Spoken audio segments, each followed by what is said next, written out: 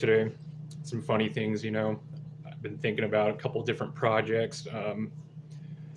Do some gun history. I mean, there's quite a bit of content out there, but there's a lot in the firearms world that it's hard to actually research or until you actually get out to some of these places where they manufacture it. I've been lucky. I've always been a huge firearm fan. Anybody that's watching this knows that already. I lived in Minnesota. Let's see, I moved from Utah to Minnesota back in 2015. What's cool about Minnesota, Magnum Research, I got to check out their facility there, which is pretty awesome. Um, it's a pretty neat place just to watch how these guys, the precision, the manufacturing, stuff like that. I was hoping DPMS was still in Minnesota when I moved there. Obviously, they had moved it to Arkansas or someplace down south, so I didn't get to check out that place. But there's also let's see, a bunch of the cottage firearm companies, the smaller ones. I mean, they're all over the place, state to state, just varies. But I've got some old footage from doing these tours and places like that I enjoy. One cool thing about living in the Midwest is there's a lot of history out here regarding firearms. Now, me growing up with in Utah, where Browning is from originally, and whatnot. Firearms, it's a huge culture out there. I love, you guys know I love my Browning high power, and then I have my over and under shotguns and stuff like that are Browning. Just kind of a, I don't know, red-blooded American thing, I guess, Utah pride. But what's cool, you get from there, and I move out to the Midwest, and the history and stuff like that, totally different. Yes, there's manufacturers, but there's also, you've got the bank robbers in the 30s and prohibition and, all sorts of crazy cool things that have gone on here in the Midwest. But, and we know some of it, like about Dillinger or Babyface Nilsson or, Al Capone and the mob during prohibition. But there's all sorts of small places that you can just by chance drop by or drop in on in the Midwest, and they've got like so much historical stuff. Um, right now I'm working on a clip or on a video for you guys for Firearm History regarding John Dillinger and his gang. I've been, there's so many cool aspects about the firearms his gang had. For starters, if you see just a little preview clip that I posted for you guys yesterday, he has a 1911 that he had, had somebody modify and whatnot for him. It has a muzzle brake that looks like it came from a Thompson. He's got the front foregrip like from a Thompson. It's got the extended magazine clip on it, and then if you look in the back of it, there's actually a pin where it was fully automatic. Now, they were doing that back in the 30s. I know, so you're like little Glock switches or whatnot. I mean, think about it, man. Back then, and as far as manufacturing and milling and technology goes, that could take a guy some time, or finding a guy that has the correct machinery to either modify that for you or forge it. So, that's kind of an interesting thing I got to see in one of the museums. Out in Fargo, there's that photograph of a lot of the guns that were his and his gangs that were confiscated.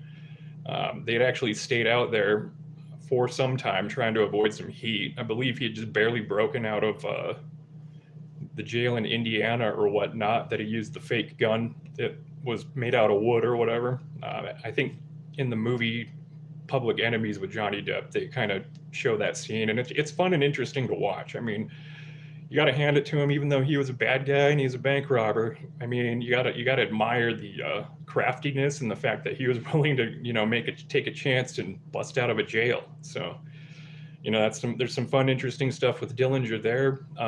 One thing that's really, really cool and interesting, and this is one of my favorite things about John Dillinger and his gang or whatnot, they robbed a police armory for their firearms, which, you think about it, those are going to be the top of the line, best firearms, everything like that. All these Thompsons and revolvers, 1911s, just all these firearms during the time that were popular and in the use. And they were smart enough to, rather than buy them or whatever, hell, why don't we just go rob it? They stole body armor.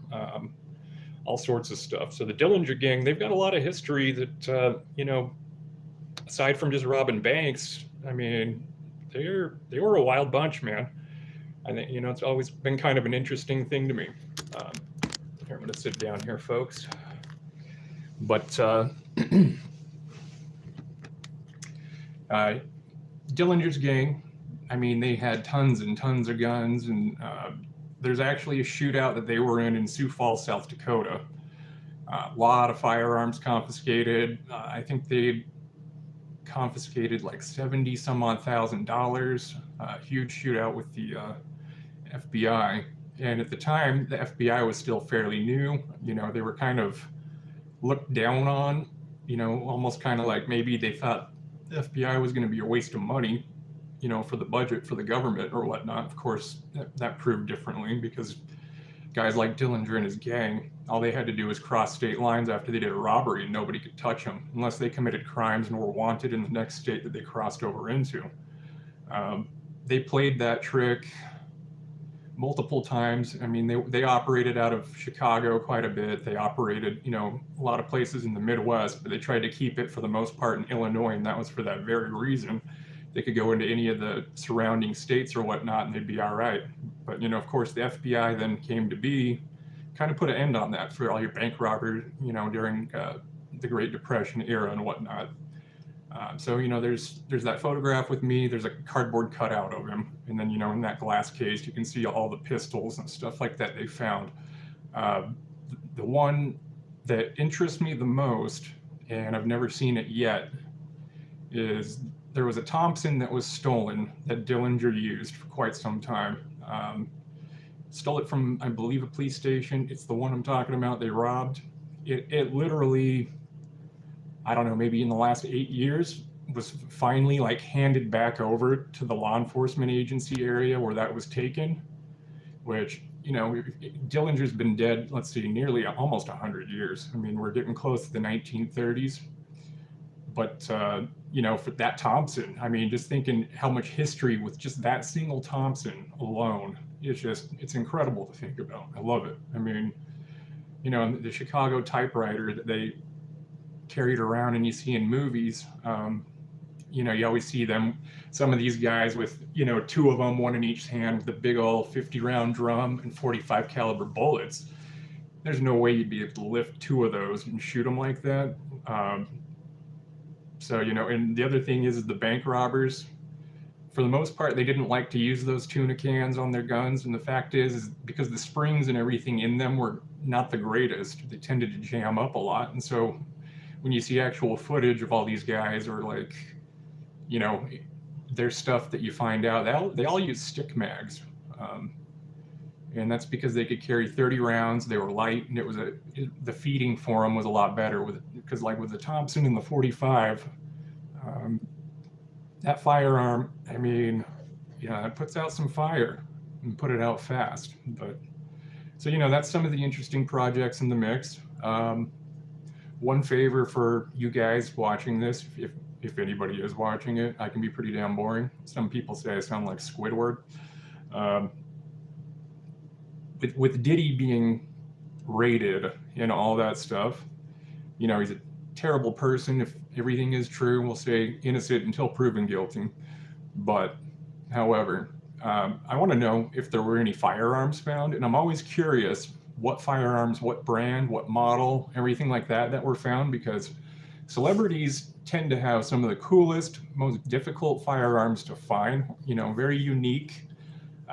That scumbag Danny Masterson, for instance, he had some pretty interesting looking guns that showed up. They say there's still a few of them that haven't been turned over yet. But I mean, he even had a bunch of M16 lowers, if I recall. I'm not sure. I can't remember which type of AK it was. I believe it was a Polish, because it had the underfolding stock, but I'm not sure. I mean, he had some awesome guns, like way cool guns. And I'm sure Diddy, with how much money he has and the people around him, that high society, he's probably, if he does have guns, allegedly, I bet he probably has a pretty sweet collection. I mean, man, there's some guns out there. I get on Gunbroker and I'm like, oh my gosh, look at that beauty. and it's a piece of history too. I mean, depending on the models. And it's just like, and then you look over at the price and it's like $10,000, $20,000. You know, it's damn. But you know, it's just it's a cool, it's neat. You know, just the different aspects of it. But yeah, if anybody has any information on what types of firearms were confiscated, if any were, man, I'd love to hear it. You know, the other thing I've kind of been looking into and watching is I have this fascination with watching cult documentaries, especially, I don't know what it is, but about David Koresh. Now, David Koresh as a human being was a scumbag. You know, as far as if all the allegations that were made were true, which, you know, I tend to sway more than that direction. You know, I did not like that guy for that matter, although I have to say I do believe that the government was the ones that caused that whole problem and started shooting first. But anyways, a bunch of different interviews with people that were part of the Davidians and stuff like that, and they were talking about firearms. And something unique and something I'm curious about is we always hear the ATF story, we always hear the FBI story, but like the people that were present that made it out of that alive, I'm curious like what firearms they really had, because they had to have some pretty sweet ones, because that was back in the 90s, you know, and that was how the Davidians were making money, is they would go to gun shows, they'd sell firearms and all sorts of stuff. I mean, reading about Koresh, he had a very, very extensive knowledge of firearms. He knew how to modify, supposedly. He knew how to field strip every single thing. I can't remember how many children he had, but they were all trained to start shooting at the age of like 4 or 5. And what's funny is firearm safety.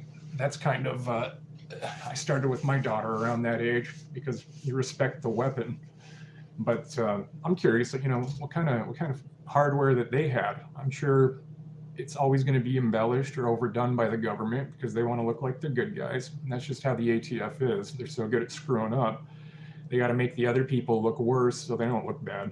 But, you know, so there's curiosity there. Excuse me.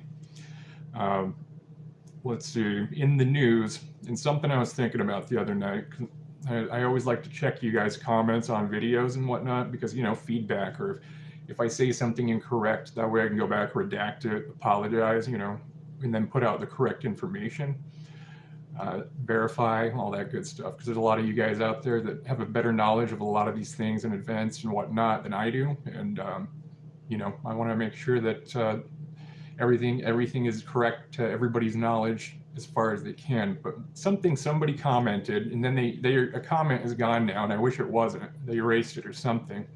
They're talking about the Alec Baldwin case. Now, you guys all know I hold everybody in production that was in charge of that, as far as funding, producers, anybody in charge of safety. I hold them all accountable. I hold Hannah Reed, you know, she was found guilty, so she was accountable for her negligence. You've got the assistant director admitted guilty. He was held accountable. Alec Baldwin, his trial's coming up this summer. We'll see how that goes. The one thing is Alec just tells the most insanely nuts tales and bull crap and everything along that line regarding firearms. His own words, he's really messed himself over with them. But something I watched parts of this, I read this comment, and this is something interesting to me. With that trial, there were bandoliers that Alec Baldwin was wearing that had actual ammunition that were live. Hey, Miss Canby Run, thanks for dropping in. So, you know, listening to this whole ordeal, the firearm wasn't completely loaded all the way, according to the assistant director and Hannah Reed. And the assistant director said, hey, I only checked 3 of the rounds that were in the revolver. There were live rounds found on one of the bandoliers, and it just happened to be the same one that Alec Baldwin was wearing. There was an empty chamber in that gun. I mean, it's just, there's so many inconsistencies and so much reasonable doubt In all honesty, I just thought, I don't know how they could find just one single person guilty. I believe they would have to find them all guilty, because it's just too much as far as deciphering that junk. Exactly, Miss can't be wrong, and that's the case too. You know, it's just negligence from beginning all the way till, you know, the shooting incident took place. It's insane to me, and the fact is that somebody who advocates so much for anti-firearms like Alec Baldwin, he would have a pretty good understanding of how they operate and what the safety rules are. And the interesting thing about that, for anybody that's watching this later or watching now or whatnot, yeah, exactly, Miss can't be wrong. Unfortunately, low budgets. I mean, they had the armorer girl doing other stuff too, but I mean, it is what it is. Unfortunately, somebody lost their life. But you know, with firearms though, I mean, if it's a revolver, if it's dummy rounds, point the gun at the ground, pull the trigger a bunch of times, even after they've been checked or whatnot, just to make sure there's nothing live in there. I mean, it's just the simple rules of firearms. There's 4 of them. If you follow them, and basically how they are set up, if you look at it, you've got always treat a firearm like it's loaded. Keep your finger off the trigger until you're ready to shoot. Never point it at anything you do not wish to kill or destroy. Know around and what you're shooting at, and everything likewise. Those rules, if you break just one of those, most likely somebody's not going to get hurt or anything like that. Because, like, for instance, I don't treat a gun like it's loaded, but I don't have my finger on the trigger, whatever, you know, it's not going to go off most likely, very rarely. If I have my finger on the trigger, but it's not loaded, I mean, it's bad habits and bad, I mean, it's just really bad habits and safety-wise and handling. But if you break more than one rule, that's when real issues could have happened. You know, pointing a gun at somebody that's loaded, well, his finger's on the trigger, boom, it goes off. Right there, that was 3 out of 4 that Baldwin did. And you know, it's the accountability factor. That's where it goes. This is something, to me, it just blows my mind. People saying he was set up, people saying he was framed, all sorts of whatnots. But truth be told, he didn't follow a single safety rule, never point a gun at anybody. When you cross draw, and I've put out safety things on this all the time, your finger stays off the trigger until you're ready to shoot. So, I mean, I'm in such a habit from training so much doing it. You pull your firearm out, your finger's still over here, not hooked in that trigger. And with those older revolvers, especially this one, which is supposed to be from the 1800s, they had very, very sensitive triggers on them. It barely takes, you know, any pound of pressure to pull those back. So if your finger's in that trigger guard, all it takes is a little bump and boom. Now, cross drawing, he's coming out, you're going to be pulling a gun and you're going to be pointing it.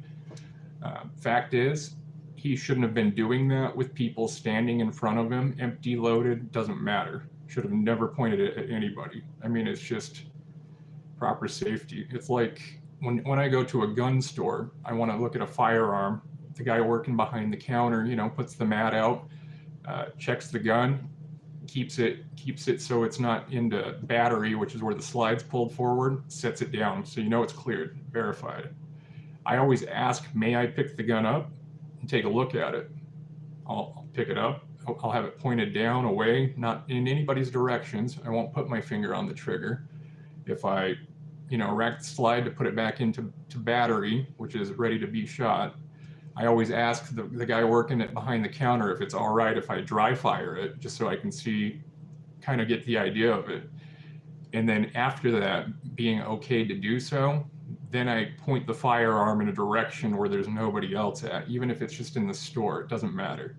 I mean, that's just proper etiquette. It's just these types of little things that can be overlooked. They can, you know, always in the long run happen. And a lot of people think, well, it's not going to happen to me, but it does happen, unfortunately. It's like I mean, anytime you hand somebody a firearm, you should check it before you hand it to them, and they should check it before they look at it, you know, just to be verified and be safe. And it's just a good habit to get into. My daughter, for instance, um, she'll have the bolt open when she's done shooting, and she'll step back, and, you know, I'll come over, we'll clear it, supervise or whatnot. But that really did happen. That happened to a friend, Miss Can't Be Wrong. That's sad.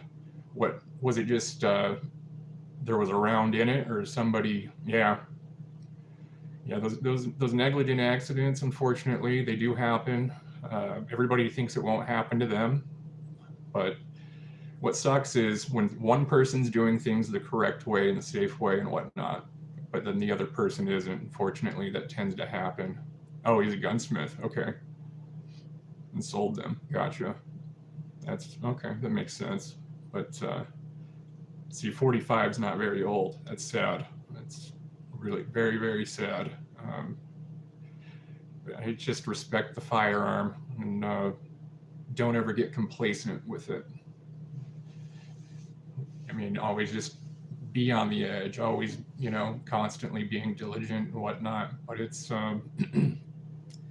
you know, so keep doing, I'll be working more on the historical project, like the Dillinger thing.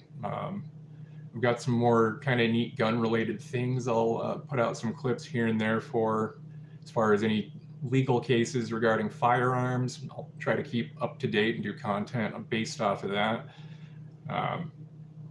For the most part, the only thing about the Diddy case, other than I think he's a scumbag, like I said earlier, I'm curious as to what type of firearms are going to be confiscated. Just like I said with Danny Masterson and all that stuff. I mean, celebrities got the cool guns because they have the money to be able to buy it, and legal or illegal, you know, they always have something interesting there. But yeah, we'll go with that. Do some more training technique videos, things like that, or I don't know. Got to get a new clay pigeon thrower. But other than that, not a whole lot going on in my world, guys. Check out Nicosia Connections channel. A lot of people think you shot like they show on the movie. Yeah, Miss Can't Be Wrong. Yep. Yep. A lot of people think you shoot like they show in the movies. Yeah, and that would never, I mean, boy, I watch movies that have firearms or gunfights or anything like that, and I have such a bad habit of looking where their fingers at when they're not shooting, them pointing guns at people in movies. I mean, all sorts of stuff like that. Yeah, it's just crazy. It's insane. And like some of the worst ones are like some of my favorite movies, unfortunately, like Lethal Weapon or Die Hard, you know, some of the old 80s flicks that are cheesy, but then I just watch where their hands are holding guns and things like that, and it's like, I don't know. My wife sometimes doesn't like watching movies with me because I'm like, that guy, you know. But it is what it is, just habits. My daughter, Rambo's, that's another great one, Miss Can't Be Wrong. See, my daughter's getting to the point where she starts yelling at the TV too and getting into it. She's like, trigger discipline. I'm yelling at it, or don't point that. Yeah, it's pretty funny. We have a good time. But yeah, weather being well, probably get out to the range more, do some more stuff out there. So my Scarlett wants to get out and do some. She's been talking to me about it quite a bit, like that with certain things. Yeah, Miss Can't Be Wrong. It's silly as a comparison as it is. It's like when people watch a stoner movie like Half Baked, or you know, some sort of parody where people are like high and they're feeling like they're flying around or whatever. I mean, just total embellishment. Or like military movies, those are some of the biggest embellishments, and it's hilarious. But it's also, there's that YouTuber named Johnny Q. He's got a pretty big channel. He's the former cop that's always wearing his bulletproof gear. Oh yeah, ER. Yeah, that's another bullcrap one. this dude, he's always dressed up in his kit. He's got like his full body kit going and all this junk. And there was like one clip he did where he's sweeping his house, and how he does it, I'm just thinking in my head, man, if this guy was trying to clear rooms and I was a bad guy, he'd step right around the corner, boom, head blown right off. I mean, it's insane. Just watching some of the shit people do. And another sad thing, though, and this is the one thing that really irritates me about this guy, is he has so many minors and people that like to play video games like Call of Duty or whatever crap, Fortnite, I don't know. He just references those constantly, and he's given the worst information out about guns. I mean, it's just, right now he's on a gear selling phase. You know, I'll troll the hell out of him because I think he's a douchebag and I don't mind calling him out. But I mean, these people just believe everything. Oh yeah, man, he's a cop. He's not lying about this stuff. I hate to break it to you, but just because somebody's a cop does not mean they're trustworthy. Yeah, my kids aren't allowed to play them. I told them when they're older, maybe they can, but we don't even have a video game console. They have their tablets. That's about it. But it's all moderated and parental controlled. But yeah, those games, I mean, people think, they think real life it's going to be invincible like that or whatnot. And it makes kids and grands dumb. Yeah. You know, yeah, I mean, it's just, it gives the wrong image in games and stuff like that. You know, whatever comes out of that gun, you're accountable for it. Video games, people come back to life, real life, that's not going to happen. Whatever you're going to shoot, can't go back. But, you know, it's just believing the horse shit in those games just blows my mind. It truly does. It's, I don't know. I mean, it's entertainment. It's not supposed to be real, and regular people can understand that, but a lot of younger people don't, apparently. It's, I don't know. It's kind of the same thing with the whole, some people don't understand that adult entertainment stuff is fantasy, and they think relationships and crap like that should be like that in real life, and it's complete bullshit. But I don't know. It's just, I'm curious to see the decline of how things are going to start doing generation by generation here, because it's starting to hit a pretty rough spot, it seems like. It's, and I think, you know, another really crappy thing, even though I liked COVID on account of 6-foot rule and didn't have to be around people, because too many people, I get kind of nervous or weirded out or whatever. But at the same time, socializing has, you know, in person and whatnot, COVID really did no service or did no good for that. That's for sure. Everybody doing online stuff, and, you know, not that it's bad, I'm just saying it's not like it was when we were young. So it's just, I don't know, impressionable minds of kids, I suppose. But yeah, the restrictions didn't bother you. Yeah.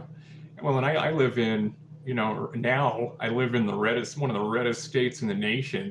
They never had a mask mandate. They didn't shut the state down for COVID. Nobody, I mean, here, you know, as far as vaccinations go and stuff like that, people are very, very opinionated on that matter. But, you know, I go from living in Minnesota / North Dakota, right there on the border in Fargo, where mask and vaccinations and quarantine and all that type of stuff were supposedly enforced. And then you come out here in a complete different ball game. It's just nuts.